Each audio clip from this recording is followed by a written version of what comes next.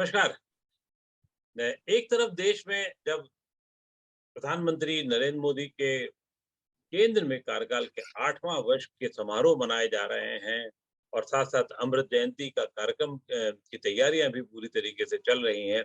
ऐसे मौके पर जब देश में कुछ हिस्सों में कुछ और चीज़ों को लेके कुछ धार्मिक बातें भी हो रही हैं और इस बीच में कल एक शायद सबसे अब तक का सबसे महत्वपूर्ण बयान संघ प्रमुख मोहन भागवत साहब का आया और उन्होंने जो एक वाक्य कहा वो था, रोज एक मस्जिद में शिवलिंग को क्यों देखना।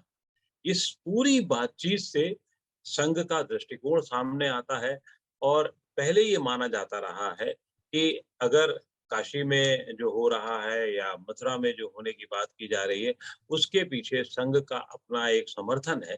उस बीच में ये एक बयान आना अपने आप में बहुत महत्वपूर्ण रहा है। भागवत का भागवत जी का ये बयान जो है उन्होंने नागपुर में जो संघ का तृतीय वर्ष संघ शिक्षा वर्ग समापन समारोह था, उसमें दिया, उसमें भाषण करते हुए दिया। हिंदी में उनके इस भाषण में बहुत कुछ ऐसा था जिससे समझने की ज़रूरत है और देश को समझाने की ज़रूरत है, देश को आगे ले जाने की ज़रूरत है। इस मसले पर बातचीत करने के लिए हमारे साथ 2 विद्वान मौजूद हैं। विनय सहस्त्रबुद्धे साहब हैं, आईसीसीआर के अध्यक्ष हैं, राज्यसभा के सदस्य रहे हैं और विभिन्न गंभीर मुद्दों पर टिप्पणी उनकी आती रही है और साथ-साथ हैं राहुल देव साहब। राहुल देव साहब वरिष्ठ पत्रकार हैं और हिंदी के लिए अपने एक अलग तरीके से जूझते रहे हैं और बहुत-बहुत बधाई राहुल जी आपका और विनय जी आपका। सबसे पहले मैं राहुल जी को इसलिए सुनना चाहूँगा, उनकी टिप्पणी चाहूँगा क्योंकि उन्होंने आज शुरुआत सुबह इसी मुद्दे पे की और अपने एक पक्ष को रखते हुए कहा कि इससे देश को आगे और बढ़ना होगा। आपका क्या मानना है और इस मामले पे जो भगवत जी का बयान आया है, उसको आप किस संदर्भ में और कितनी दूर तक देखते हैं? धन्यवाद अप्पू जी। जैसा मैंने सुबह अपनी ट्वीट में कहा, मैंने भागवत जी के इस कल के वक्तव्य का भरपूर स्वागत किया है और उनको धन्यवाद और साधुवाद दिया है इसके लिए और कहा है कि यही सच्ची देशभक्ति है और ये सच्ची प्रज्ञा है, विजडम जिसको हम कहते हैं। भारत में ज्ञान के साथ हम बात करते हैं और भारतीय प्रज्ञा की बात करते हैं। तो उन्होंने जो सत्य है और जो तथ्य हैं उनको सामने रखा, उनको छुपाने की कोशिश नहीं की। उन्होंने कहा कि हजारों मंदिर तोड़े गए हैं इस्लाम के साथ, जो चीजें हुई उसके आने के बाद से, तो मंदिर तोड़े गए। जो आक्रांता थे, जो हारे हुए थे, उनका मनोबल तोड़ने के लिए। लेकिन यह काम ना आज के हिंदुओं ने किया, ना आज के मुसलमानों ने किया। और जो हो गया उसको हम दोबारा अब नहीं कर सकते, हम इतिहास को दोबारा नहीं बना सकते। इसलिए, और जो उनका जैसा आपने खुद बताया, सबसे महत्वपूर्ण वाक्य है कि रोज रोज हर मस्जिद में मंदिर ढूंढने का क्या होगा, उसका क्या मतलब है। तो ये बहुत स्पष्ट, मैं कहूँगा बहुत स्पष्टतम संदेश है सबके लिए, न केवल स्वयंसेवकों के लिए लेकिन सारे हिंदू समाज के लिए और उन सब लोगों के लिए जो अब हर मस्जिद में मंदिर ढूंढ रहे हैं या मंदिरों के अवशेष ढूंढ रहे हैं और फिर उसको एक मुद्दा बनाने की कोशिश कर रहे हैं। कि मोटी बात यह है कि जो हो गया उसको हमें इसी रूप में देखना होगा कि वो हो चुका है। अब उसको दोबारा हम नहीं, वो ना तो हमने किया है, ना आज हम जिनको दूसरा कहते हैं, पराये कहते हैं, उन्होंने किया है, ना आज के मुसलमानों ने किया है, ना उसमें आज के हिंदुओं की कोई भूमिका थी। इसलिए जो अतीत है उसको अतीत ही हम बना रहने दें और उसके आधार पर हम नए विवाद खड़े न होने दें। एक तो ये उन्होंने बहुत स्पष्ट किया, उन्होंने ज्ञानवापी पर अपनी स्थिति स्पष्ट की और ये कहा कि वो एक विवाद है, वहाँ जो तथ्य हैं वो सबके सामने है और उसमें न्यायालय जो तय करेगा वही सबको स्वीकार्य होगा और वही सबको स्वीकार्य होना चाहिए। तो मैं समझता हूँ एक बहुत ही स्पष्टता वाली बात उन्होंने देश के सामने रखी है। इसमें बहुत महत्वपूर्ण और सकारात्मक संदेश है, सभी पक्षों के लिए है और उससे पहले भी जो उनका भाषण था, मैं अभी सुन ही रहा था वो, और अंतिम अंत में आने ही वाला था। उन्होंने लगातार भारत की जो आध्यात्मिकता है, भारत का सारे भूतों में, सब लोगों में, विश्व की सारे जीवितों में जो एकात्मता देखने की जो उसकी परंपरा है, जो उसकी आध्यात्मिक प्रज्ञा है, उसकी लगातार बात की। और उसके आधार पर हमें सबको बनाना है, सबको जोड़ना है, हम तोड़ने नहीं जोड़ने आए हैं, ये बातें उन्होंने अपने पूरे भाषण में कही है। तो उन सबको मिला के देखें तो ये बहुत ही सकारात्मक और देश के लिए सीख लेने वाला वक्तव्य मैं मानता हूँ। विनय जी, क्योंकि देश में इस समय प्रधानमंत्री 8 साल पूरे कर चुके हैं, उनके कार्यकाल का पूरे हुए हैं और बहुत सारे ऐसे काम हुए हैं जो अपने आप में बहुत महत्वपूर्ण हैं और उसमें एक उस काल में राम मंदिर का निर्माण भी था। क्योंकि आप Indian council of cultural relations के अध्यक्ष हैं और राज्यसभा के सदस्य रहे हैं। इस बीच में जब ये मंदिर का काम हुआ या हो रहा है, इस बीच में काशी और काशी का क्या कहना चाहिए, ज्ञानवापी और मथुरा का जो विवाद रहा है, इससे सामाजिक जो ढांचा रहा है या जो तनाव की स्थितियां रही हैं, उसमें आप उस संदर्भों में क्या देखते हैं कि इस तरीके का एक बयान, वो भी संघ प्रमुख का बयान, कितना महत्वपूर्ण होता है और किस तरीके से चीज़ों को हल करने में सहायक हो सकता है? मुझे लगता है कि विगत 8 सालों में प्रधानमंत्री जी ने जिस पद्धति से देश का नेतृत्व किया, तो इस नेतृत्व के संदर्भ में मुझे ऐसा लगता है कि प्रधानमंत्री जी ने जो शुरू से एक विचार दिया कि सबका साथ सबका विकास, यहाँ से यात्रा शुरू हुई। फिर उन्होंने सबका विश्वास की भी बात की और अभी सबका प्रयास की भी बात वो कर रहे हैं।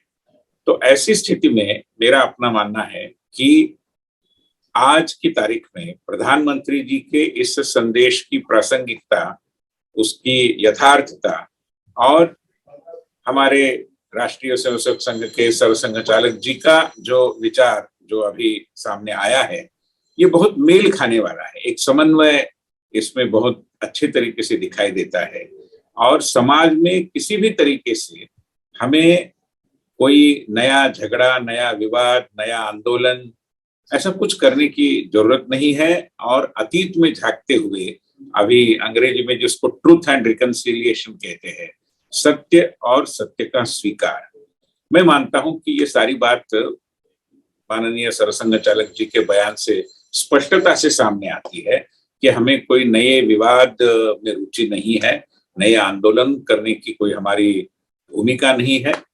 मगर ज्ञानवापी में जो हुआ, एक दृष्टि से उस सत्य का स्वीकार सबों ने करना चाहिए, ये भी एक अंतर्निहित आवाहन उसमें है। और पहले से हमारे पार्टी के प्रमुख जेपी नड्डा जी ने भी ये भूमिका रखी है कि ये सब न्यायालय के अंदर है और जो कोई भी अपने निजी तौर पर न्यायालय के दरवाजे खटखटा सकता है, न्यायालय उसकी सुनवाई कर सकती है, संविधान के दायरे में जो उचित अनुचित है उसका निर्णय कर सकती है। तो यही भूमिका मैं मानता हूँ एक दृष्टि से माननीय सरसंघ चालक जी के माध्यम से भी समाज को बताई गई है। राहुल जी, जो भाषण था, अगर आप उसे पूरा सुने तो वो एक दूरदृष्टि वाला था, एक मैसेज देने वाला था। उसमें उन्होंने साफ कहा है कि हिंदुत्व एक अपनत्व की भावना है। उन्होंने कहा है कि रोज-रोज नए झगड़े नहीं किए जाते, जैसे अभी विनय जी भी ने कहा है और उससे सहमति दिखाते हुए बात आगे की है। उन्होंने चिंता भी जताई है यूक्रेन रूस को लेकर के जो विवाद था और ये कहा कि भारत पर्याप्त शक्तिशाली नहीं है, मतलब जितना और होना चाहिए वो उतना नहीं है। और इसलिए हमें इसलिए क्या, मतलब हमें वैसे भी कोई नए झगड़े, नए फसाद, और जो लोग हैं भी हमारे साथ हैं, मुसलमान भाई हैं, तो वो अपने हैं, हिंदू मतलब उनके पूर्वज, हमारे पूर्वज एक हैं। अपनी ये थ्योरी को उन्होंने आगे बढ़ाया है, पूर्वज वाली थ्योरी को, और उसके साथ-साथ अपनत्व की भावना को आगे ले गए। इस पूरे उनके भाषण को आप कुछ विस्तार देना चाहेंगे? जो मुख्य अतिथि थे कल के कार्यक्रम के, संघ शिक्षा वर्ग के, वो एक बहुत बड़ा भारत का आध्यात्मिक संगठन है, विश्वव्यापी संगठन है, रामचंद्र मिशन।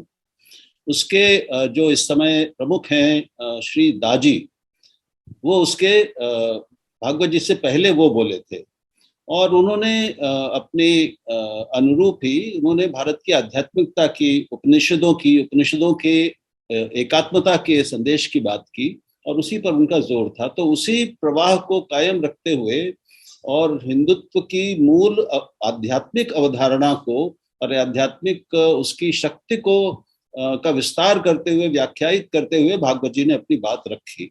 और ये बातें उन्होंने जो ज्ञानवापी की कही, वो बाद में कही। उन्होंने कहा कि हिंदुत्व या भारत में जो जिस संस्कृति का निर्माण हुआ, उसका समन्वय मुख्य स्वर है, समन्वय और संतुलन। ये उन्होंने बहुत स्पष्टता से जोर देकर बात कही। तो ये संदेश सबके लिए है कि हमारा जो काम है वो संघर्ष का नहीं है। हमारी जो दृष्टि है, भारतीय दृष्टि, वो संघर्ष की नहीं, वो समन्वय और संतुलन की। एक बात।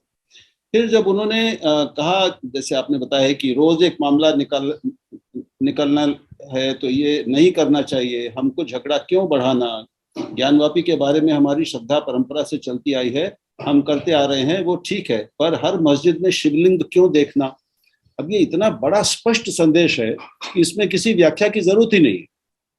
तो जिनको अब लोग तो हर शहर में, हर मंदिर में, हर पुरानी मस्जिद में, और जो भी पुराने मुगल कालीन खंडहर हैं या मुगल कालीन इमारतें हैं, अब सबको हिंदू भवन बताने की एक आंदोलन सा चल रहा है, एक लहर सी चल रही है, चाहे वो ताजमहल हो, चाहे वो कुतुब मीनार हो। तो मैं समझता हूँ ऐसे सभी लोगों को, शक्तियों, तत्वों को उन्होंने एक संदेश दिया है। फिर उन्होंने मुसलमानों के लिए महत्वपूर्ण बात कही। उन्होंने कहा कि वो भी एक पूजा है, यानी जो इस्लाम की पूजा को मानते हैं वो भी एक पूजा है। ये कितनी बड़ी बात है। देखिए, जो सरसंघ चालक कह रहे हैं, जिन्होंने अपनाया है वो मुसलमान, वो बाहर से संबंध नहीं रखते। ये भी एक बहुत महत्वपूर्ण बात है। एक एक वाक्य और शब्द महत्वपूर्ण है। यद्यपि पूजा उनकी उधर की है, उसमें वो रहना चाहते हैं तो अच्छी बात है। हमारे यहाँ किसी पूजा का विरोध नहीं। तो इन सबको अपनी समग्रता में देखेंगे उनके हम भाषण को, तो एक वो सबके लिए, लेकिन मुख्यतः हिंदू समाज के लिए कि हमें क्या करना है। उन्होंने सत्य और सत्व की बात की, लेकिन यह भी कहा कि सत्य और सत्व को बनाए रखने के लिए शक्ति भी चाहिए। तो सत्य को शक्ति का आधार चाहिए और शक्ति को सत्य का अधिष्ठान चाहिए, नीति चाहिए। तो यहाँ भी संतुलन। तो ये एक बहुत सकारात्मक, बहुत संतुलित वक्तव्य है। और मैं कहूँगा कि अगर संघ की नीति के बारे में या भागवत जी की दृष्टि के बारे में किसी को भी कोई शंका हो कि वो किसी एक पक्ष को ही बढ़ाने की बात करता है, वो किसी को दबाने की बात करता है, तो ऐसी सारी शंकाओं और सवालों को उन्होंने शांत किया है, उनका निराकरण किया है। और जो सबसे उजला चेहरा, जो दार्शनिक और आध्यात्मिक पक्ष है हिंदुत्व का, उसको उन्होंने सामने रखा। और ये उन्होंने रूस यूक्रेन के संदर्भ में कहा कि भारत अगर पूर्ण शक्तिशाली देश होता तो ये युद्ध नहीं होता। अब ये भी एक बहुत महत्वपूर्ण बात है, बहुत बड़ी बात है। और अभी हमारे पास वो शक्ति नहीं है, लेकिन भारत की नीति संतुलन की रही है। भारत ने दोनों के बीच एक संतुलन बनाया है, इसकी उन्होंने प्रशंसा की है। तो संघ की एक जो परिकल्पना है भारत को परम वैभव तक ले जाने की, यानी उसको एक विश्वगुरु बनाते हुए परम वैभवशाली राष्ट्र बनाने की, उसको संदर्भ में, उसी परिप्रेक्ष्य में उन्होंने कहा है कि हमें ऐसी शक्ति को साधना है जो विश्व शांति का को संभव बना सके, सक्षम बना सके। जी, बिल्कुल सही कहा आपने। जैसा कि राहुल जी ने कहा, अब क्योंकि मोहन भागवत जी जब कुछ कह रहे हैं तो उसके राजनीतिक निहितार्थ भी निकाले जा रहे हैं, और ये एक माना जा रहा है कि ये हार्डलाइनर्स के लिए एक कड़ी चेतावनी है उनकी ओर से, जो हर मुद्दे पर हर दमे एक विवाद खड़ा कर देते हैं। आपका क्या मानना है विनय जी? और इसका ये क्या इस तरीके के उनका बयान एक भारत को स्थायित्व की ओर ले जाने वाला होगा, एक शांति की ओर ले जाने वाला होगा, और इससे क्या आपको लगता है जो हार्डलाइनर हैं वो रुकेंगे, थमेंगे? देखिए, राष्ट्रीय स्वयंसेवक संघ के और हिंदुत्व के बारे में जितनी सारी चर्चा होती है, मैं मानता हूं कि इस चर्चा में एक बिंदु कई बार सामने नहीं आता, वो ये है कि हमारी संस्कृति की जो नींव है वो मुख्य रूप में एक आध्यात्मिक जनतंत्र में है। एकम सत विप्रा बहुधा वदंती, ये हमारे संसद में राज्यसभा में जाते समय ऊपर लिखा हुआ है, और ये हमारा एक दृष्टि से ब्रह्म वाक्य है, सूत्र वाक्य है। और इसलिए इसी भाव को हम संघ के कार्यकर्ता के नाते, बीजेपी के कार्यकर्ता के नाते, हम हमेशा इसी भाव से अनुप्राणित होकर अपनी बात को रखते आए हैं। इसलिए मुझे लगता है कि एक दृष्टि से आज माननीय सरसंघ चालक जी के जिस बयान की हम चर्चा करते हैं, उसका वैसे देखा जाए तो किसी को आश्चर्य नहीं होना चाहिए, क्योंकि यही भूमिका एकम सत विप्रा बहुधा वदंती से सामने आती है। अभी इसका परिणाम आप जिनको हार्डलाइनर कह रहे हैं, आग्रही तत्व कह रहे हैं, उनके ऊपर क्या होगा, कैसे होगा, इस पर मैं कोई आकलन नहीं लगा पाऊंगा उस दृष्टि से, क्योंकि उसमें तरह तरह के लोग हैं, विभिन्न एक दृष्टि से मत रखने वाले लोग हैं अपना अपना। मगर मैं मानता हूं कि हमारे देश को अभी इस स्थिति में, आज जब हम आजादी के अमृत महोत्सव की बात कर रहे हैं, तो किस पद्धति से सोचना चाहिए, समाज को किस पद्धति से सोचना चाहिए, इस विषय पर एक बहुत सटीक मार्गदर्शन माननीय सरसंघ चालक जी के द्वारा प्राप्त हुआ है। और इसी मार्गदर्शन के आलोक में हर किसी ने सोचना चाहिए, ये एक स्वाभाविक अपेक्षा है, और मैं मानता हूं कि लोग सोचेंगे भी। जी, अगर सरसंघ चालक के बयान को उसको आगे देखा जाए, जब उन्होंने जो सबसे जो महत्वपूर्ण वाक्य जिसको मैं बार बार कह रहा हूँ, रोज एक मस्जिद में शिवलिंग को क्यों देखना, झगड़ा क्यों बढ़ाना, वह भी एक पूजा है जिसे उन्होंने अपनाया है, मुसलमानों ने अपनाया है, वे वहीं के मुसलमान हैं। उन्होंने कहा कि भारत एक पूजा और एक भाषा को नहीं मानता। दूसरा महत्वपूर्ण वाक्य मैं ये मानता हूं कि उन्होंने जो कहा है कि भारत एक पूजा और एक भाषा को नहीं मानता, क्योंकि हम समान पूर्वज के वंशज हैं। ये बात मुझे लगता है कि इस पर अब ज्यादा बहस होनी चाहिए, ज्यादा विचार होना चाहिए, ज्यादा गंभीरता से हमें आगे चलना चाहिए। आपकी क्या राय है? नहीं, ये तो बिल्कुल सही है, और मैं मानता हूं कि इस तरीके से जिन्होंने एक पूजा का ही आग्रह रखा है हमारे देश में, केवल नहीं अन्य अन्य देशों में विशेष रूप में, कि हमारे रास्ते से जाओगे तभी आपको ईश्वर की प्राप्ति होगी, अन्य सारे रास्ते एक दृष्टि से अवैध करार दिए जाते हैं, ऐसे जो विश्वास रखते हैं इन मतों में, मैं मानता हूं कि उनके लिए भी एक सोचने के लिए एक बिंदु है कि भारत में ये नहीं चल सकता। और इसलिए मैंने पुनः एक बार उसका मैं उल्लेख करता हूं कि यहाँ का जनतंत्र अगर विगत 75 सालों में सफलतापूर्वक चल रहा है, तो उसका एक कारण ये है कि जनतंत्र और जनतांत्रिक सोच हमारे खून का हिस्सा है, हमारी आत्मा है। और वो इसलिए है क्योंकि हमने कभी भी आध्यात्मिक विषयों में किसी एक एकेश्वरी पद्धति का, एक पंथ का, एक किताब का ऐसा वर्चस्व माना नहीं। हमने हमेशा ये कहा कि एकम सत विप्रा बहुधा वदंती। तो मैं मानता हूं कि ये जो एक स्पिरिचुअल डेमोक्रेसी है हमारी, इसी बात को माननीय सरसंघ चालक जी अपने पद्धति से आज के संदर्भ में उस विषय को जोड़कर हमारे सम्मुख रख रहे हैं। और इसलिए ये एक दृष्टि से संघ की निरंतर चलती आई हुई भूमिका है, जिसको आज उन्होंने एक दृष्टि से उसका पुनरुच्चारण किया है। जी, राहुल जी, इस मामले में जो उन्होंने कहा, जिस तरीके से बात की, क्या ये कट्टरवाद को थामने में मदद करेगा? और उनका जो बयान था वो अपने आप में महत्वपूर्ण इसलिए कि जो राष्ट्र एक भाषा, एक धर्म को मानते हैं, वो कट्टरवाद पे ज्यादा आते हैं। इनडायरेक्टली वो ज्यादा यही कह रहे थे। आपको क्या लगता है, ये उस दिशा में कभी कभी ऐसा लगता है कि देश जा रहा है, तो उसको रोकने में, थामने में एक नई दिशा देगा? देखिए, मैं समझता हूँ ये दे सकता है, देना चाहिए, और शायद इसीलिए ये बात कही उन्होंने कि ये संदेश सब जगह पहुंचे, सब लोगों तक पहुंचे। अब वो कितना अपनाया जाता है, उसको कितना लोग उसका पालन करते हैं, वो एक अलग बात है। जैसे मैंने आज ही सुबह कई चीजें जो लिखी, उसमें ये भी लिखा कि एक ऐसा हिंदूवादियों में भी, हिंदुत्व को मानने वालों में भी एक ऐसा उग्र लोगों का वर्ग बन गया है जो अब संघ को और भागवत जी को, उनको कहते हैं कि ये हिंदू हितों के विपरीत काम कर रहे हैं। वो इनसे बड़े असंतुष्ट और नाराज हैं लोग, और कह रहे हैं कि ये सत्ता पाकर समझौता परस्त हो गए हैं, ये हिंदू हितों के साथ खिलवाड़ कर रहे हैं, उन्होंने उनको गिरवी रख दिया, इस तरह की बातें हो रही हैं। तो एक ऐसा उग्र वर्ग बन गया है जो शायद किसी अनुशासन को या किसी संतुलन और समन्वय की बात को सुनने के लिए तैयार नहीं होगा आसानी से।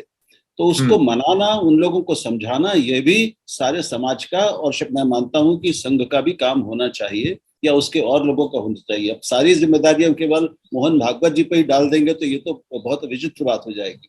तो इतना बड़ा संगठन है और उसके इतने आनुषंगिक संगठन हैं, ये उन सबकी जिम्मेदारी बनती है कि वो इस महत्वपूर्ण संदेश को अपने सारे संगठनों के माध्यम से और पूरे समाज में पहुंचाएं, लोगों तक, हिंदुओं तक भी पहुंचाएं, मुसलमानों तक भी पहुंचाएं। और देखिए, एक और महत्वपूर्ण बात उन्होंने कही, उन्होंने कहा कि अयोध्या आंदोलन में, राम जन्मभूमि आंदोलन में हम अपने स्वभाव के विपरीत शामिल हुए कुछ विशेष परिस्थितियों में, लेकिन अब हम किसी भी आंदोलन में शामिल नहीं होंगे, अब हमें कोई आंदोलन नहीं करना। यानी अब किसी भी धार्मिक स्थल को लेकर कोई भी आंदोलन होगा तो उसको राष्ट्रीय स्वयंसेवक संघ का समर्थन नहीं होगा। इससे स्पष्ट बात क्या? लेकिन मेरे ख्याल से ये नहीं कहा उन्होंने। उनका ये कहना था कि आखिरी में जो 19 में मैंने भाषण दिया था वहीं पर रहता हूं मैं, और नया नहीं होगा। लेकिन एक जगह उन्होंने छोड़ दी है कि काशी या मथुरा को लेकर के अगर कहीं कोई विवाद है या नहीं, उन्होंने कल काशी की तो बात बिल्कुल नहीं, नाम नहीं, मथुरा की बात, स्थलों को नाम नहीं लिया उन्होंने, नाम नहीं लिया है, लेकिन उन्होंने कुछ स्थलों को लेकर के जो एक संभावना छोड़ी है कि बातचीत से जो हल की जा सकती हैं चीजें, वो की जानी चाहिए। उनका वाक्य मेरे सामने है, वो आपके भी होगा, वीरेंद्र जी के भी सामने होगा। अब हमें कोई आंदोलन नहीं करना है, मैं उसको अक्षरशः पढ़ रहा हूँ, ठीक है। फिर उन्होंने ये भी कहा कि सबसे अच्छा तो यह है कि सभी लोग आपस में बैठकर चीजों के हल करें समस्याओं को। अगर वो नहीं हो पाता है तो अदालत का रास्ता सबके लिए खुला है, और फिर जो भी अदालत का निर्णय हो उसको सब स्वीकार करें। उन्होंने ये भी कहा कि संविधान और न्यायपालिका सर्वोच्च हैं और पवित्र हैं, और सबको उनकी बात माननी चाहिए। अब ये बहुत महत्वपूर्ण बात है, सारी की सारी, एक एक शब्द महत्वपूर्ण है। तो इस संदेश को सारे समाज तक पहुंचाना, ये मैं समझता हूं कि संघ, उससे जुड़े हुए उसके सारे आनुषंगिक संगठन और उससे प्रभावित लोग, संगठन, उन सब का काम है कि वो इसको अंतिम व्यक्ति तक पहुंचाए। नहीं, बात बिल्कुल सही है, लेकिन वो जो अगर वाला है, न्याय वाला है, जो एक रास्ता पतला सा है, वो उन लोगों के लिए है जो आगे बढ़ना चाहते हैं कि साहब अगर आपको लगता है तो न्याय का रास्ता, आंदोलन का रास्ता, जो भी आपका, जिसमें एक मिल करके एक जगह निकाली जा सकती है। नहीं, न्यायपालिका में जाने की सबको छूट है, तो वो तो फिर जिसको जाना है वो जाए। उन्होंने कहा कि आप पहले तो आपस में बैठ के समाधान निकालने की कोशिश करिए, अगर वो काम नहीं होता उससे तो आप कोई भी जा सकता है अदालत में, फिर अदालत का जो भी फैसला हो उसको मानेंगे, उसको मानिए। वो पवित्र है, और संविधान को उन्होंने पवित्र और सर्वोच्च कहा है। जी, बिल्कुल से कहा है उन्होंने, पवित्र और सर्वोच्च कहा है। लेकिन क्या अब हम ये माने कि जो अभी की स्थितियां हैं उसमें जो कट्टरवादी लोग हैं या थोड़े से जो चाहते हैं उनको और भी उनके इतिहास में जो गौरवशाली चीजें थी वो उनके हाथ में फिर से आ जाएं, तो क्या वही जो देश के लगभग 1800 मंदिरों के बारे में, या उसे कह सकते हैं 30,000, कुछ लोग 1800 मानते हैं, कुछ लोग 30,000 मानते हैं, उस पर ये प्रक्रिया चलती रहेगी इन सब के बावजूद, या उसमें कोई, आपको क्या लगता है बतौर पत्रकार कि मुझे लगता है कि भगवत जी के इस बयान को किस तरीके से ऐसे लोग देखेंगे जिनके दिमाग में इस समय बिल्कुल चल रहा है कि कुतुब मीनार भी और ये भी और वो भी, तो सब कुछ नष्ट कर दिया जाए, ये संभव है क्या? नहीं संभव है शायद। मैं समझता हूँ कि देखिए 100% तो कुछ भी नहीं होता, ये आप और हम दोनों ही जानते हैं, लेकिन मुझे लगता है कि इस भाषण का असर होगा हर विचारशील और चिंतनशील हिंदू पर, और मुसलमान पर भी होना चाहिए। और खास तौर पे जो इस समय जिन तत्वों की आप बात कर रहे हैं, तो उनके लिए ही शायद उनको ध्यान में रखकर ही भागवत जी ने ये बातें कही हैं। क्योंकि इस समय जो पिछले कई महीनों से या साल से कह लें कि देश के अलग अलग हिस्सों में रोज कहीं ना कहीं कोई एक नई सांप्रदायिक चिंगारी भड़क उठती है, स्थानीय दंगे, स्थानीय झड़प, हल्की मारपीट एक दंगे में बदल जाती है। तो जो पूरे देश का धीरे धीरे जो एक सांप्रदायिक माहौल गर्म हो रहा है, सुलग रहा है, इसको शांत करने की एक कोशिश, मुझे एक इच्छा भी इस संदेश के पीछे दिखती है। बिल्कुल बिल्कुल। ये बहुत सामयिक है। हाँ, वैसे ये माना जाता है कि प्रधानमंत्री नरेंद्र मोदी भी लगभग इसी तरीके का विचार रखते हैं, और शायद ये एक उस आपसी जो सोच है उसको आगे बढ़ाने का एक तरीका होता है राजनीति में। मैं आशा करता हूं कि वो अलग अलग हो रखते सकता है, लेकिन ये जब चीजें की जाती हैं या जब होती हैं, तो एक राजनीति में एक आगे तक ली जाती है, एक खींचने की, रबड़ की के खिंचाव का एक सीमा देखी जाती है, और फिर उसके बाद छोड़ा जाता है। तो राजनीति इसी का काम है। खैर, बहुत बहुत आभार आपका कि आपने और विनय जी ने इतना समय निकाला इस महत्वपूर्ण मुद्दे को लेकर के, और मुझे लगता है कि आगे आने वाले दिनों में भी इस पर चर्चा होती रहेगी। बहुत बहुत शुक्रिया राहुल जी आपका। बहुत और विनय आनंद जी, आया, बहुत धन्यवाद, बहुत धन्यवाद। Thank you.